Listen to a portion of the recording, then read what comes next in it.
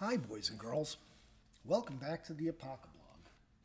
Day 1506 of very quickly realizing that the Kamala Harris administration and her fucking ventriloquist dummy are providing so much more information than. I have at least 4 different topics that I'd love to cover, but we're going to stick to our one a night, so we'll spread them out somehow.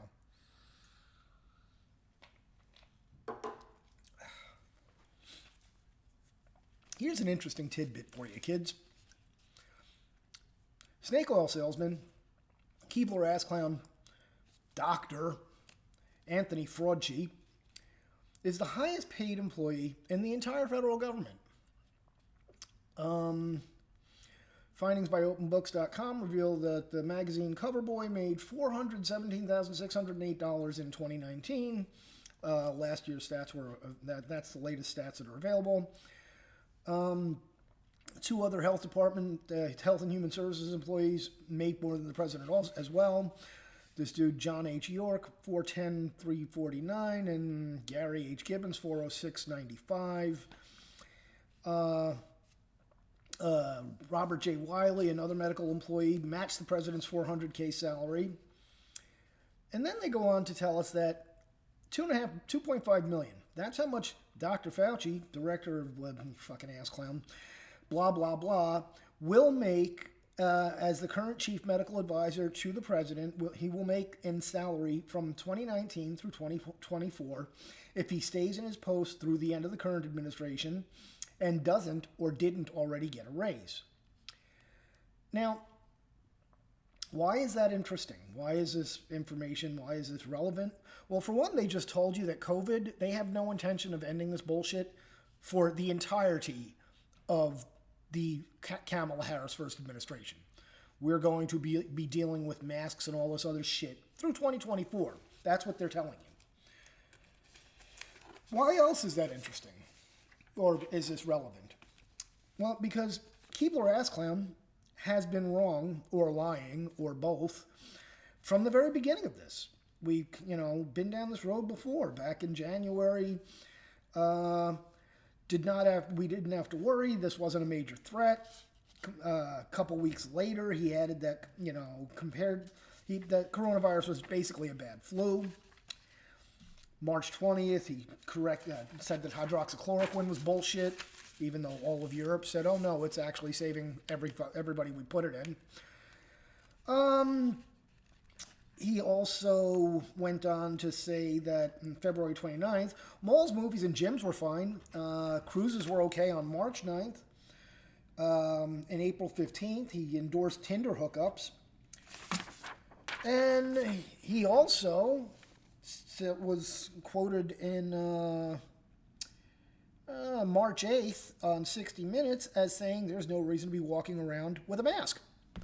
He then went on to explain how the masks were actually probably worse because you're touching your face, you're taking it on and off, and you're more likely to spread the virus that way. So, but this guy is the highest paid person in our government. You want to talk about, this fraud, this guy is just as fraudulent as the fucking Biden-Harris team. It's just amazing. But now we have, and pay attention to the dates here. January 21st, 2021. CBS medical editor says Americans should wear 2 masks, 2 face masks, because more better good. January 26th, Dr. Ass Clown fails to rule out double masking for those who are vaccinated. Pay attention to the words. Oh, and on the 25th, I'm sorry, I read that out of order, my bad. Keebler ass clown said, it just makes common sense that 2 masks are likely more effective. They claim this man as a scientist. And it's just fucking astounding. He's just as fraudulent as fucking Biden and Harris. January 27th. CNBC touts triple masking for best protection against COVID. Be afraid, be very afraid. I dare you. Would you like the line dance? So, look, kids, I've been saying it, and I will keep saying it. This is an endurance event. This is literally them saying, okay, we didn't think we could get here with Americans because, rugged individualism, leave me the fuck alone. But we did, well, at least in blue states. And now it's a question of how much of this shit will they take? Will they literally let us walk them into a fucking Uyghur camp? Because that's next.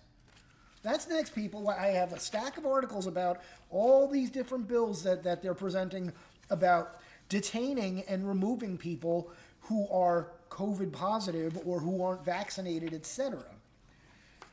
And by the way, if you're not a fan of the nasal swab, good news, everybody.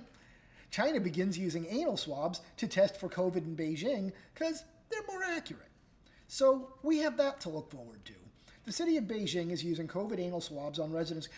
Does this, you just walk in and bend over, I guess? That's because, well, it makes sense because you're getting fucked right now anyway, so you might as well take it up the ass. Amid fresh outbreak, the nucleic acid swab needs to be inserted about 1 inch inside the rectum. Oh, come on. If you're going in, go in. Get some.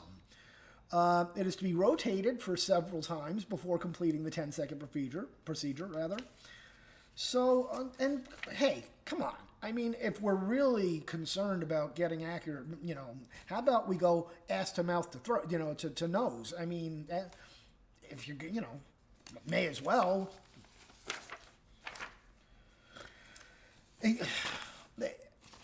We got to stop. And by the way, also, Yankee Stadium, Citi Field COVID-19 vaccine sites postponed indefinitely because this is such a threat.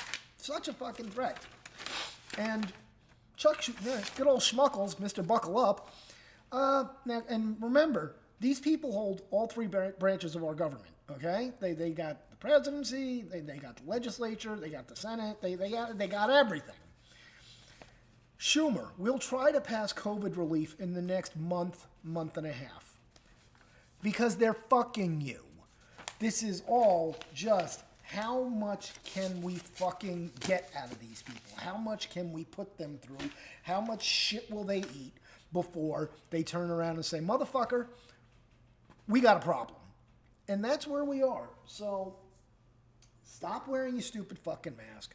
Go out and live your fucking life. Everybody I know in a red state, gyms are open, nobody's masking, everybody's fucking fine. Stop this shit, people. Stop participating. Tell the government to go fuck its mother.